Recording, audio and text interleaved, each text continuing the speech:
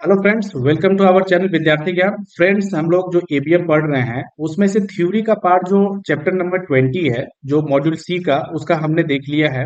आज हम जो पढ़ने वाले हैं वो एमसीक्यू, इससे रिलेटेड, इस चैप्टर से रिलेटेड, टर्म लोन से रिलेटेड हम देखेंगे, जो पार्ट फोर्थ में हम देखने वाले हैं। ठीक है, तो पार्ट 3 तक जो हमने देखा वो आपका थ्योरी पार्ट था। जो आज हम देखने वाले हैं वो एमसीक्यू पार्ट है।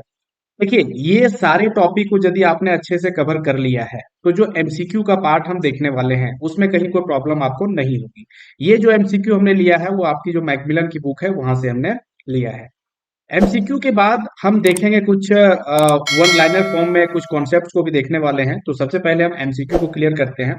देखिए, यदि आप सही से जो लास्ट के 3 वीडियो इस चैप्टर से रिलेटेड है, यदि आपने उसे सही से देखा होगा तो डेफिनेटली आपको कहीं कोई प्रॉब्लम नहीं होगी। यदि कहीं कोई प्रॉब्लम हो रही है तो आप नहीं देखे होंगे, उसे जा करके देखिए। यदि आप देख लेते हैं दोबारा, उसके बाद फिर जब इसे सॉल्व करते हैं तो कहीं कोई दिक्कत नहीं होगी। देखिए, पहला क्वेश्चन है, उसे हम समझते हैं। क्या कह रहा है कि a DPG is issued by bank for, ठीक है, डैश बाय इट्स क्लाइंट। जो बैंक के द्वारा डीपीजी, डेफर्ड पेमेंट गारंटी, जो इशू किया जाता है, डीपीजी जो इशू किया जाता है, ठीक है, वो किस चीज के लिए इशू किया जाता है? तो आपका ऑप्शन है sale of goods, purchase of goods, sale of capital goods and purchase of capital goods. तो आप बताइए, ये मैंने बताया था आपको कि जो डीपीजी इशू किया जाता है, डेफर्ड पेमेंट गारंटी, वो किस लिए इशू किया जाता है? तो आपको पता होगा कि डेफर्ड पेमेंट गारंटी में क्या किया जाता है कि बैंक गारंटी देता है। किस चीज को गारंटी देता है? कि जो भी क्लाइंट, जो भी बोरोवर, बैंक के जो बोरोवर हैं, यदि वो गुड्स को परचेज करता है, ठीक है, यहाँ जो गुड्स के परचेज करने की बात होगी वो कैपिटल गुड्स की परचेज करने की बात होती है। ठीक है, कैपिटल गुड्स मीन्स वैसे गुड्स जो आपका फिक्स्ड असेट क्रिएट कर रहा होता है। क्या करता है? फिक्स्ड असेट क्रिएट करता है, मतलब प्लांट हो गया, मशीनरी हो गया, कुछ वैसे गुड्स जो फिक्स्ड असेट क्रिएट करता है, जिसके लिए जो बोरोवर होते हैं वो टर्म लोन के फॉर्म में जो सेलर हैं उससे प्राप्त करते हैं फिक्स्ड गुड्स को। अब क्या होता है कि ये फिक्स गुड को देने के वजह से ये जो सेलर है, वो सेलर ये फिक्स गुड तभी प्रोवाइड करते हैं क्योंकि उसे ये डर होता है कि यदि जो बोरोवर है वो पेमेंट नहीं करता है टाइम पे, है ना, बीच में कोई पेमेंट मिस करता है, तो उस केस में बैंक से गारंटी लेता है। कौन लेता है गारंटी? बैंक से गारंटी लेता है सेलर। ठीक है, बोरोवर गारंटी प्रोवाइड करवाता है बैंक से, जिसे ही डेफर्ड पेमेंट गारंटी बोला जाता है। तो बैंक क्या करता है कि जब कोई पेमेंट को ड्यू रहेगा, जब पेमेंट नहीं किया जाएगा टाइमली, है ना, रिपेमेंट नहीं किया जाएगा, तो उस केस में बैंक की दायित्व होती है कि उसके वो पूरा करेगा। ठीक है, तो इसलिए इसे डेफर्ड पेमेंट गारंटी बोला जाता है। तो ये किस लिए? देखिए, सेल के लिए तो होगा नहीं, गुड सेल के लिए करने के लिए तो होता नहीं है, तो सेल वाला ऑप्शन तो ऐसे भी आपका क्रॉस हो गया। ठीक है, आपका कंफ्यूजन रहेगा इसमें परचेज ऑफ गुड्स में या आपका परचेज ऑफ कैपिटल गुड्स में। तो नॉर्मली जो गुड्स की बात करें तो इसमें आपका जो day to day goods purchase किया जाता है सेल परचेज के लिए, मीन्स सेल पर्पस के लिए, तो वो गुड्स आपका नहीं आएगा, ये तो करेंट असेट का पार्ट बन जाएगा। फिक्स्ड असेट का पार्ट कौन सा बनता है? कैपिटल गुड्स बनता है। ठीक है, तो आपका आंसर क्या हो जाएगा? आंसर हो जाएगा आपका purchase of capital goods, answer D हो जाएगा। ठीक है, देखिए आगे हम लोग बढ़ते हैं। नेक्स्ट क्वेश्चन क्या कहता है कि विच of the following statement is not true for an infrastructure project. देखिए, जो टर्म लोन के केस में हमने देखा लास्ट के 3 वीडियो में, उसमें प्रोजेक्ट का असेसमेंट क्या कैसे किया जाता है, कैसे अप्रेजल किया जाता है, उसके बारे में हमने पढ़ा है। लेकिन यहाँ पे इंफ्रास्ट्रक्चर प्रोजेक्ट की बात कर रहा है, तो इंफ्रास्ट्रक्चर प्रोजेक्ट के बारे में भी हमने पढ़ा है, क्योंकि सबसे ज्यादा जो फंड इन्वॉल्व होता है बैंक का वो कहाँ पे होता है? इंफ्रास्ट्रक्चर प्रोजेक्ट में ही होता है। ठीक है, तो इसमें कह रहा है कि कौन सा सही नहीं है। तो देखिए, फर्स्ट ऑप्शन क्या कह रहा है कि it has long gestation period, लंबा समय के लिए इसमें इन्वॉल्व होता है फंड, लंबे समय के लिए ये होता है इंफ्रास्ट्रक्चर जो प्रोजेक्ट होता है। तो ये सही कह रहा है, लेकिन आपको आंसर क्या चूज करना है? नॉट ट्रू, जो सही नहीं है। ये आपका सही है। ठीक है, तो ये आंसर हो नहीं सकता है। बी में क्या कह रहा है कि it reduces the risk of the lender, means lender means यहाँ बैंक हो जाएगा, lender as her funds get assured deployment for a long time. क्या कह रहा है? रिस्क को कम करता है। तो रिस्क को कम कैसे करेगा? ये ज्यादा लंबे समय तक दिया जा रहा है, ज्यादा फंड दिया जा रहा है, तो रिस्क को रिड्यूस तो नहीं करेगा। इसका मतलब है कि ये गलत है। है ना? तो गलत है, तो आपका आंसर क्या होगा? यही हो जाएगा। क्यों? क्योंकि यहाँ पूछ रहा है कि नॉट ट्रू। हालांकि आगे भी ऑप्शन हम लोग देखते हैं क्या कहते हैं, उसका मतलब क्या होता है। The debt equity ratio is normally high for an infrastructure project. ये सही है। क्यों? क्योंकि डेट इक्विटी रेशियो क्या होता है? डेट डिवाइडेड बाय इक्विटी, है ना? यही डेट इक्विटी रेशियो हो गया। तो डेट का पार्ट ज्यादा होता है ना? जो लोन लिया होता है उस पार्ट ज्यादा होता है, जो प्रमोटर्स का जो फंड होता है, प्रमोटर्स का जो शेयर होता है उसके मुकाबले में। तो इसलिए डेट इक्विटी रेशियो ज्यादा होता है ये सब केस में। तो ये सही कह रहा है, ये आंसर आपका नहीं बनेगा। अगला क्या कर रहा था? Implementation period is usually long, लंबा समय के लिए होता है। ये भी आपका सही है। तो इस तरह से आंसर आपका क्या हो जाएगा? आंसर बी हो जाएगा। ठीक है।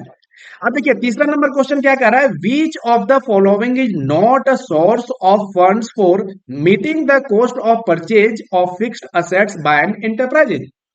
सोर्स ऑफ फंड कौन सा नहीं है?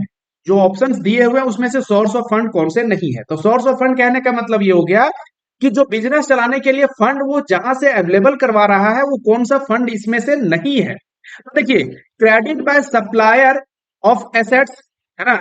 क्रेडिट मिल जाता है उसे सप्लायर से। मान लीजिए कोई फंड्स कोई गुड्स ही परचेज किया, ठीक है, और कैपिटल गुड्स भी हो सकता है, आपका करंट एसेट्स के लिए भी हो सकता है, नॉर्मल, है ना? तो उस केस में क्या किया? सप्लायर ने उसे क्रेडिट पे प्रोवाइड किया, तो ये भी सोर्स ऑफ फंड हो गया। क्यों? क्योंकि यहाँ डेटर डेटर ये जो है इसका क्रेडिटर को क्रिएट हो गया है। ठीक है। ये जो है जहां से इन्होंने गुड्स को लिया क्रेडिट पे, तो वो क्रेडिटर बन गया, उसे पे करना पड़ेगा, है ना, जो परचेजर है उसको। तो ये क्या है? ये भी एक सोर्स ऑफ फंड्स है उसके लिए। दूसरा है इंटरनल एक्रूअल। इंटरनल एक्रूअल क्या होता है कि बिजनेस में प्रॉफिट होता है, बिजनेस में जो आपका कहीं से इनकम जनरेट हो रहा है वो भी क्या है? वो भी आपका फंड का अवेलेबल वहां से भी हो जाता है। तीसरा आपका है डिवेंचर। यदि कंपनी डिवेंचर इशू करती है तो भी वहां से फंड्स अवेलेबल हो जाते हैं। लेकिन deferred payment guarantee, deferred payment guarantee में क्या होता है? बैंक जो बेनिफिशियरी है जहां से गुड्स को लिया है, कैपिटल गुड्स को परचेज किया है, उसको गारंटी प्रोवाइड करता है, लेकिन फंड तो प्रोवाइड नहीं हो पाता यहां से ना बिजनेस में। तो इसीलिए ये आपका आंसर होगा। ठीक है। देखिए फोर्थ नंबर क्वेश्चन क्या कह रहा है कि विच of the following is a ratio indicative of the repayment capacity of a borrower. देखिए कितनी बार मैंने बताया है आपको थ्योरी क्लास में कि जो रेशियो निकाला जाता है रिपेमेंट कैपेसिटी देखने के लिए, रिपेमेंट के लिए किस लोन का, दूसरी बात यहां ये भी ध्यान रखिएगा कि रिपेमेंट कैपेसिटी देखा जाता है टर्म लोन के लिए। ठीक है। तो टर्म लोन की बात यदि करें तो उसके लिए होता है DSCR रेशियो निकाला जाता है, डेट सर्विस कवरेज रेशियो। इसमें क्या करते हैं कि इसमें पता करते हैं कि जो बिजनेस है वो प्रॉफिट कमा करके जो टर्म लोन का रिपेमेंट है उसे वो देने में सक्षम है या नहीं है। तो इस रेशियो के द्वारा हम लोग पता करते हैं, DSCR रेशियो के द्वारा। ठीक है। बाकी कोई रेशियो नहीं होगा यहाँ पे। लेकिन यदि वर्किंग कैपिटल की बात करें, यहाँ तो टर्म लोन की बात कर रहा है, इसीलिए क्योंकि रिपेमेंट जो देना होता है टर्म लोन के केस में देना होता है, तो यहाँ DSCR रेशियो होगा। लेकिन यही बात करें यदि वर्किंग कैपिटल का देखना हो कि एबिलिटी क्या है बिजनेस का, दे सकता है कि नहीं, तो उसके लिए हम लोग देखते हैं लिक्विडिटी रेशियो। लिक्विडिटी रेशियो में क्या देखते हैं? Mainly current asset.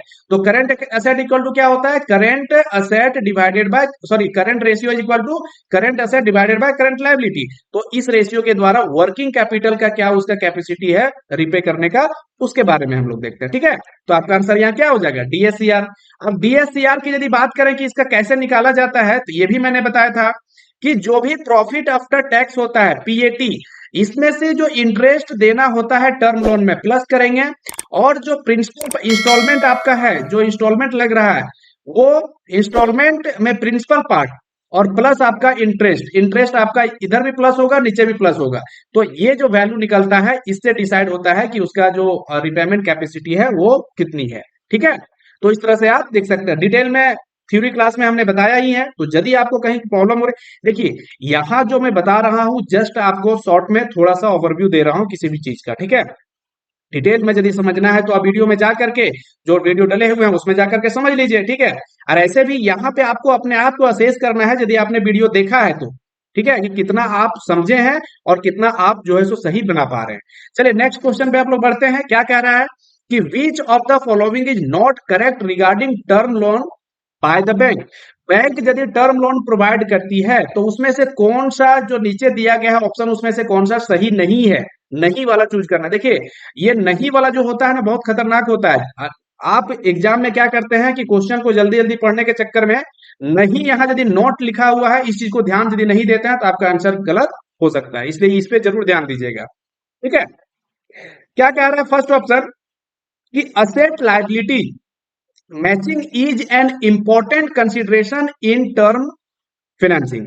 Asset liability का जो मिसमैच होता है, असेट लायबिलिटी का जो मैचिंग है, मिसमैच के हैं, वो देखा जाता है असेट लायबिलिटी का। क्यों क्यों देखा जाता है? ये सही है, ये सही है कि टर्म लोन में ऐसा देखा जाता है कि जो टर्म लोन प्रोवाइड कर रही है बैंक, और जो जैसे देखिए लोन जो प्रोवाइड किया जाता है एक्चुअली वो पैसा किसका होता है? वो पैसा तो पब्लिक का होता है ना। मेनली जो पैसा उसमें इन्वॉल्व होता है, जब फंड इन्वॉल्व होता है, जब लोन बैंक देती है किसी को, तो वो मेन जो इन्वॉल्व होता है फंड वो पब्लिक का होता है। ठीक है, जो डिपॉजिट के रूप में बैंक में जमा होता है। ठीक है, तो पब्लिक तो डिमांड कभी कर सकती है, तो इसका जो डिमांड करने का जो पीरियड है और जो लॉन्ग टर्म लोन प्रोवाइड कर रही है बैंक, उसका मिसमैच ना हो जाए, इस वजह से असेट लायबिलिटी मैचिंग को ध्यान दिया जाता है टर्म लोन जब प्रोवाइड किया जाता है तो। ठीक है, तो इसलिए ये तो आंसर सही है, लेकिन यहां पूछ रहा है नॉट करेक्ट वाला। देखिए सेकेंड जो ऑप्शन दिया है बी नंबर, उसमें क्या है कि instalment of term loan, term loan का जो इंस्टॉलमेंट है payable within 1 year is considered as current liability.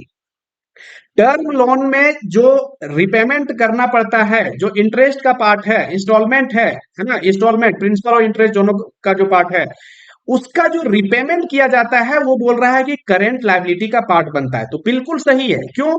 क्योंकि 1 साल के अंदर ही तो रिपेमेंट किया जाएगा जो भी इंस्टॉलमेंट है, इंस्टॉलमेंट यदि उसको देना है तो। मैंने एक चीज बताया था कि इंस्टॉलमेंट आपका मंथली भी हो सकता है, क्वार्टरली भी हो सकता है, या एक प्रकार का और भी बताया था कि बुलेट रिपेमेंट भी बोला जाता है, जब एक बार में सारे ड्यूज को क्लियर कर दिए जाते हैं।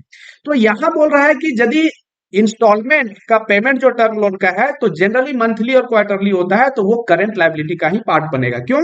क्योंकि 1 साल के अंदर ही ओवरड्यू वो होता है।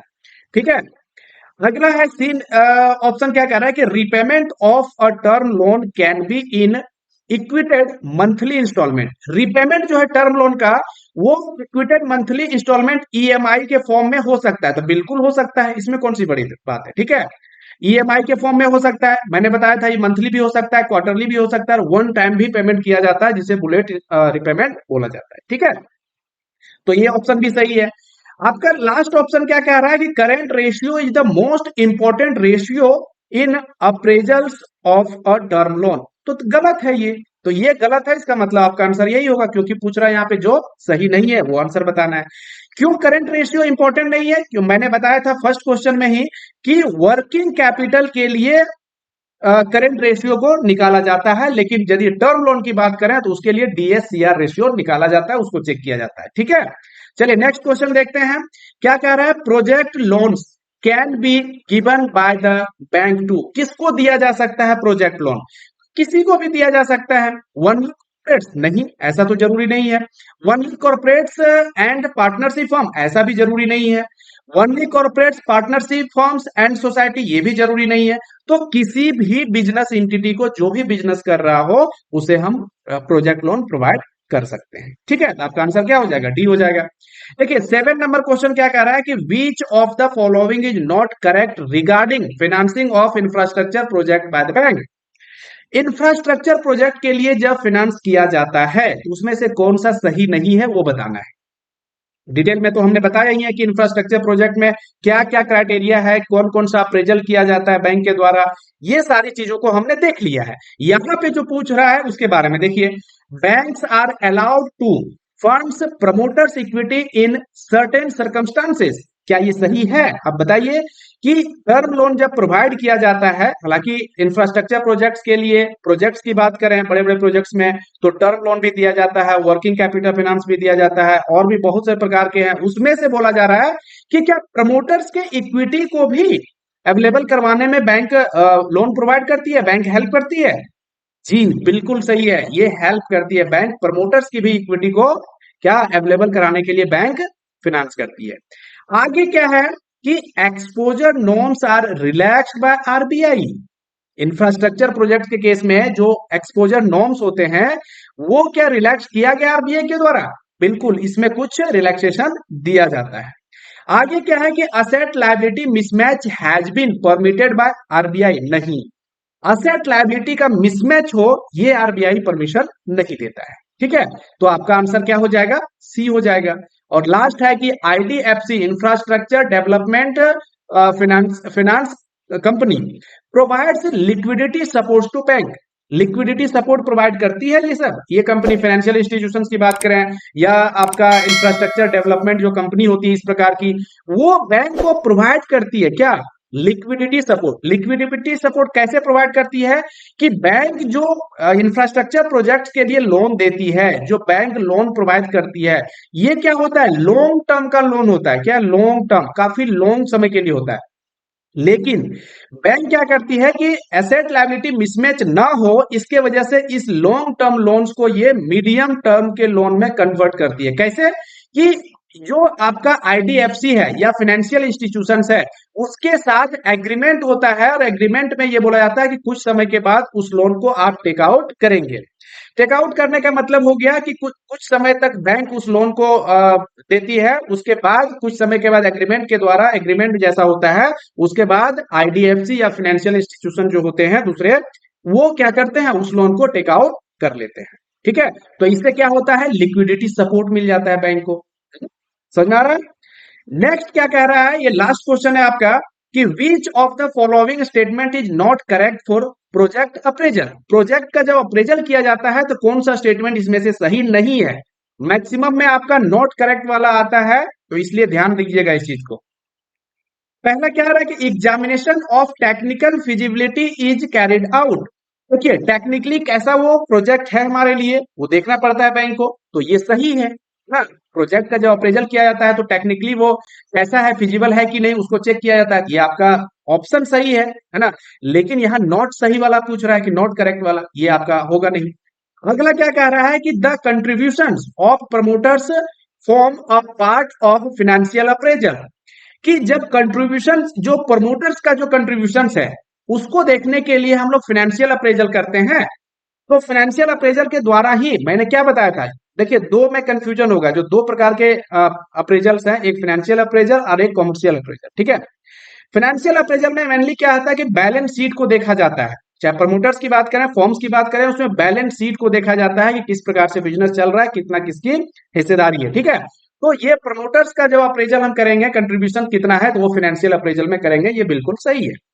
अगला है ऑप्शन आपका कि promoters background is a part of management appraisal, ये भी सही है। देखिए, यहां दोनों केस में प्रमोटर्स के बारे में ही बोल रहा है, लेकिन प्रमोटर्स का जब बैकग्राउंड को देखा जाता है, उसके बैकग्राउंड कैसा है, नहीं उसके क्रेडिबिलिटी कैसी है, नहीं है, उसके लिए जो चेक किया जाता है वो मैनेजमेंट अप्रेजल का पार्ट बनता है। ठीक है, ये डिटेल में बताया गया है, वीडियो में आप जाकर देखिए। लास्ट ऑप्शन है कि capacity of promoters to arrange for additional fund. Additional fund जो अरेंज किया जाता है प्रमोटर्स के द्वारा इन केस ऑफ कॉन्टिजेंसी, जब जरूरत पड़े, form a part of economic appraisal. देखिए, इकोनॉमिक अप्रेजल का पार्ट नहीं बनेगा, ये भी बनेगा आपका किसका? फाइनेंशियल अप्रेजल का पार्ट बनेगा। या तो यहाँ कॉमर्शियल अप्रेजल रहता तो उसमें आप कंफ्यूज कर सकते थे। यहाँ पे इकोनॉमिक अप्रेजल क्यों नहीं है? क्योंकि मैंने बताया था आपको वीडियो में कि इकोनॉमिक अप्रेजल में मेनली देखा जाता है कि जिस चीज का प्रोडक्शन किया जा रहा है वो इकोनॉमिक, वो मार्केट में किस प्रकार से वो एब्जॉर्ब होता है, किस प्रकार से उसका डिमांड है, किस प्रकार का प्रोडक्ट है, इसको चेक करने के लिए इकोनॉमिक अप्रेजल चेक किया जाता है। तो आपका आंसर क्या होगा? आपका आंसर डी होगा, क्योंकि यहाँ ये गलत बोल रहा है कि इकोनॉमिक अप्रेजल होगा, क्योंकि जो प्रमोटर्स का जो अरेंज फंड करेगा वो फाइनेंशियल अप्रेजल का पार्ट बनेगा। फ्रेंड्स, तो ये क्वेश्चन जो हमने अभी देखे ये आपके बुक में दिए हुए हैं। ठीक है, तो आप अपने आप को असेस करिए कि इतना पढ़ने के बाद या तो आप मेरे वीडियो देख रहे होंगे या कोई दूसरे प्लेटफॉर्म पे पढ़ रहे होंगे, लेकिन ये क्वेश्चन क्या आपको समझ में आया? क्या आप इसको खुद से बना पा रहे हैं? यदि बना पा रहे हैं तो बहुत अच्छी बात है। और ये तो कुछ क्वेश्चन है जो वीडियो में बताया गया है, बहुत कॉन्सेप्ट है। यदि आपने नहीं देखा है तो जरूर जाकर के वीडियो देखिए, बहुत फायदा होने वाला है। दूसरी बात, यदि ये सारी चीजों को एमसीक्यू बेस्ड जो ये सारे थे ये हमने देख लिए, अब हम कुछ देखते हैं वन लाइनर क्वेश्चन। एक्चुअली ये क्वेश्चन नहीं है, वन लाइनर कॉन्सेप्ट जो है इसके बारे में हम समझेंगे। जो वीडियो में हमने देखा उसका कुछ पार्ट ही यहाँ पे हम देखने वाले हैं। अपने आप को आप यहाँ पे असेस कर सकते हैं। ठीक है, देखिए क्या कह रहा है कि इन exceptional cases bank provide term loan for current asset also. Current assets के लिए भी टर्म लोन प्रोवाइड किया जाता है जब जरूरत पड़ती है तो, जिसे बोला जाता है वर्किंग कैपिटल टर्म लोन। अब किस किस कंडीशन में किया जाता है ये आप वीडियो में देख सकते हैं। अगला आपका है कि the purchaser of a fixed asset does not पे टू द सप्लायर इमीडिएटली। जो परचेजर है फिक्स्ड असेट का वो तुरंत प्रोवाइड नहीं करता है फंड्स को, उसे क्या है कि रिपेमेंट बेसिस पे बीच बीच में प्रोवाइड किया जाता है फंड्स को जब वो परचेज करता है कैपिटल गुड्स कहीं से, है ना, सप्लायर से। But pays according to an agreement repayment schedule, जैसा रिपेमेंट का शेड्यूल होता है उसके अनुसार से वो पेमेंट करता है ना उसको, जिसे ही बोला जाता है क्या, डेफर्ड पेमेंट गारंटी, डीपीजी बोला जाता है। ये तो मैं समझा ही चुका हूं आपको। नेक्स्ट आपका कॉन्सेप्ट है कि cost of project is the all types of cost to be incurred in project, whereas means of finance is the funds raised in the business। देखिए दो चीज हमने बताई थी उसमें कि कॉस्ट ऑफ प्रोजेक्ट होता है जो भी कॉस्ट इनकर्ड हो रहा है बिजनेस को चलाने में, फिक्स्ड एसेट्स की बात करें, करंट एसेट की बात करें, जिस प्रकार का भी कॉस्ट इनकर्ड हो रहा है वो सारा कॉस्ट ऑफ प्रोजेक्ट का पार्ट बनता है। लेकिन जहां से अवेलेबल करवाया जाता है फंड्स वो आपका मीन्स ऑफ फाइनेंस में आता है। ठीक है, अगला है आपका कॉन्सेप्ट कि commercial appraisal measures the business capability to generate enough profit to service its debts in relation to time and quantity. Commercial appraisal, देखिए दो अप्रेजल मैंने बताया था जो आपको कंफ्यूजन क्रिएट कर सकता है, कॉमर्शियल अप्रेजल और दूसरा था फाइनेंशियल अप्रेजल। कॉमर्शियल अप्रेजल में हम देखते हैं कि बिजनेस में कितना प्रॉफिट हो सकता है और वो प्रॉफिट जो होगा उससे जो डेट दिया जाता है बैंक के द्वारा उसे वो किस प्रकार से रिपेमेंट करेगा, ये देखा जाता है कॉमर्शियल अप्रेजल में फ्रेंड्स।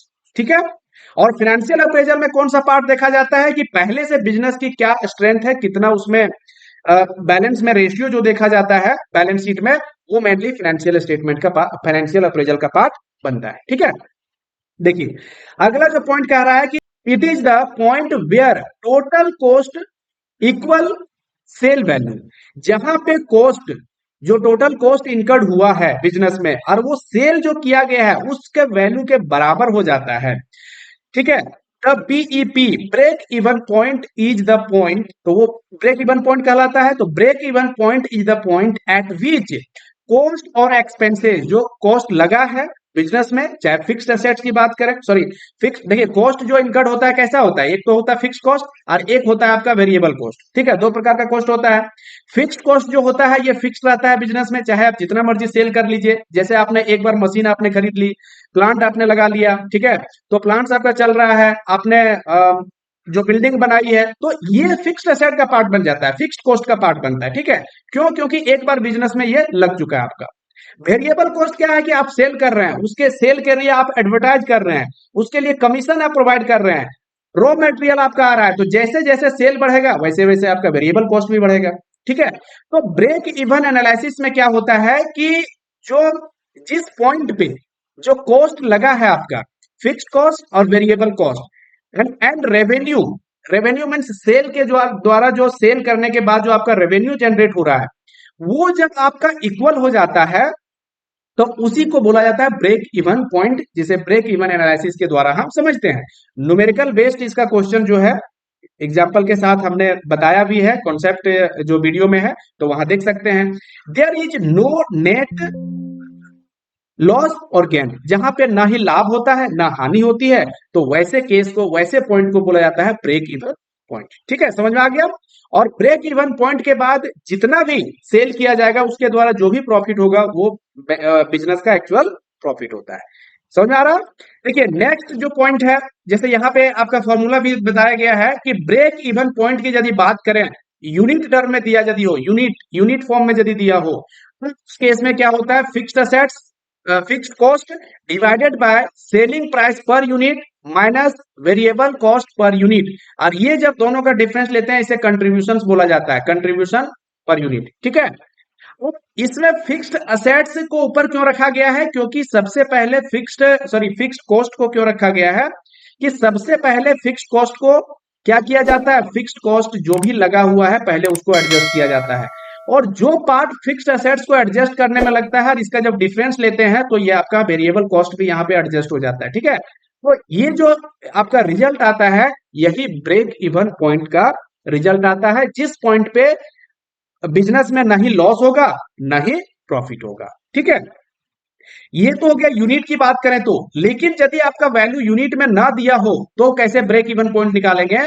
तो उसके लिए होता है fixed cost divided by total sale minus total variable cost into total sale. ठीक है, यदि आपका यूनिट में नहीं दिया हुआ है, पर यूनिट के हिसाब से नहीं दिया हुआ है वैल्यू, तो आप ऐसे भी यहाँ पे निकाल सकते हैं ब्रेक इवन पॉइंट। समझ में आ रहा है? आगे कह रहा है ऑप्शन कि minimum 30% of outstanding loan is to be taken out by new set of lenders in case of take out financing. देखिए, टेक आउट फाइनेंसिंग जो आपका किया जाता है इंफ्रास्ट्रक्चर प्रोजेक्ट्स के लिए, उसमें बोल रहा है कि यदि टेक आउट का केस बनता है तो 30% मिनिमम आपको जो लेंडर्स है उसको उसमें पार्टिसिपेट करना पड़ेगा, तभी वो टेक आउट फाइनेंसिंग का एग्रीमेंट कर सकता है, नहीं तो नहीं कर सकता है। ठीक है, अगला आपका कॉन्सेप्ट है कि in inter institutional guarantee bank issuing the guarantee takes a funded share in the project at least to the extent of 5% of the project cost। Inter institutional guarantee, ये सारे क्या है? ये आपका फाइनेंसिंग के पार्ट है ना? जो आपका इंफ्रास्ट्रक्चर प्रोजेक्ट्स के लिए फाइनेंसिंग किए जाते हैं, तो उसमें अलग अलग प्रकार के जो फाइनेंसिंग किया जाता है उसमें से ये आपका इंटर इंस्टीट्यूशनल गारंटी भी उसी का एक पार्ट है। जिस तरह से यहाँ टेक आउट फाइनेंसिंग हम लोग देखे अभी, है ना, उसी प्रकार से इंटर इंस्टीट्यूशनल गारंटी भी होता है। इसमें क्या होता है कि बैंक बहुत ज्यादा फंड का इन्वॉल्वमेंट होता है, इसीलिए क्या करता है बैंक किसी दूसरे फाइनेंशियल इंस्टीट्यूशंस के साथ गारंटी लेता है।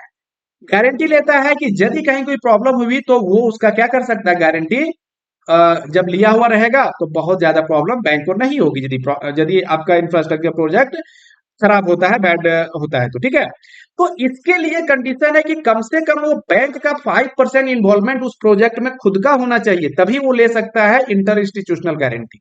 समझ में आ गया? देखिए, अब 10th पॉइंट क्या कह रहा है कि bank finance can be maximum 50% of finance required for acquiring the promoters share। Promoters के शेयर, आपको पता है कि जो बड़े बड़े प्रोजेक्ट्स होते हैं, इंफ्रास्ट्रक्चर प्रोजेक्ट्स होते हैं, उसमें प्रमोटर्स का भी शेयर मायने रखता है। प्रमोटर्स का शेयर भी देखा जाता है कितना परसेंट वो अपना खुद का फंड लगा रहा है, जिसे हम डेट इक्विटी रेशियो के द्वारा चेक करते हैं।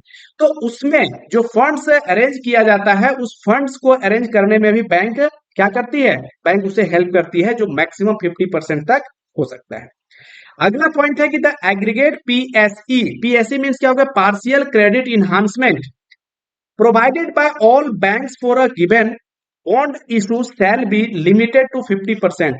जो पीएससी क्रेडिट प्रोवाइड किया जाता है, बैंक के द्वारा फाइनेंस किया जाता है, पार्शियल क्रेडिट इनहांसमेंट, उस केस में सारे बैंकों के द्वारा यदि एक से ज्यादा बैंक मिलकर दे रहे हैं तो 50% से ज्यादा नहीं होना चाहिए, और यदि कोई सिंगल बैंक प्रोवाइड कर रहा है उस चीज को तो उसमें 20% से ज्यादा नहीं होना चाहिए। इस केस में क्या होता है, ईपीएससी क्रेडिट के द्वारा क्या किया जाता है कि बैंक जो जो आपका कंपनी है, फर्म है, जो बॉन्ड को इशू कर रही है, तो उस बॉन्ड को इशू करने के लिए बैंक क्या करती है, उसके साथ जुड़ती है, ताकि इसका बॉन्ड का वैल्यू बढ़ जाता है मार्केट में और इसका रेटिंग बढ़ जाता है, जिससे क्या होता है, अच्छा उसे उसका सब्सक्रिप्शन मिल पाता है। ठीक है, तो ये हो गया पीएससी। अगला जो पॉइंट है क्या कह रहा है कि इन केस ऑफ प्रोजेक्ट अप्रूवल, जब प्रोजेक्ट का अप्रूवल की बात करें, exposure limit for single borrower is 20% and for group borrower maximum 20% of base mean base capital means हो गया टीयर 1 कैपिटल। तो टीयर 1 कैपिटल जो बैंक का है, यदि सिंगल बोरोवर को प्रोवाइड किया जा रहा है तो 20% से ज्यादा नहीं कर सकता है, और यदि ग्रुप में प्रोवाइड किया जा रहा है तो उस केस में 25% से ज्यादा नहीं किया जा सकता है। प्रोजेक्ट अप्रूवल की बात कर रहा हूं। ठीक है, additional 5% can be given with the approval of board of bank. लेकिन बैंक के जो बोर्ड ऑफ द बैंक है उसके द्वारा यदि उसे परमिशन दिया जाता है तो एडिशनली 8% और दिया जा सकता है। तो उस तरह से सिंगल बोरोवर के केस में 25 हो जाएगा और ग्रुप के केस में 30% का हो जाएगा। टोटल जो बैंक का बेस कैपिटल है मींस टीयर 1 कैपिटल है उसका। 3 नंबर पॉइंट क्या कह रहा है कि project finance lenders sanction a stand by credit facility. Stand by credit facility क्या होता है?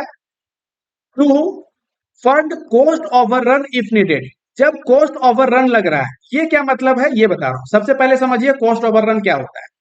प्रोजेक्ट आपका 10 इयर्स का है, सपोज करिए 10 इयर्स का प्रोजेक्ट है, किसी वजह से डिले हो गया प्रोजेक्ट में, और ये प्रोजेक्ट अब कितना हो गया 12 ईयर का बन गया, मीन्स 2 इयर्स का इसमें एक्सटेंशन हो गया, डिले हो गया। तो जो प्रोजेक्ट का यहाँ पे कॉस्ट लगना चाहिए 10 इयर्स के केस में, तो यहाँ 2 इयर्स का एक्सटेंशन होने की वजह से कॉस्ट इसमें ज्यादा लगेगा, है ना।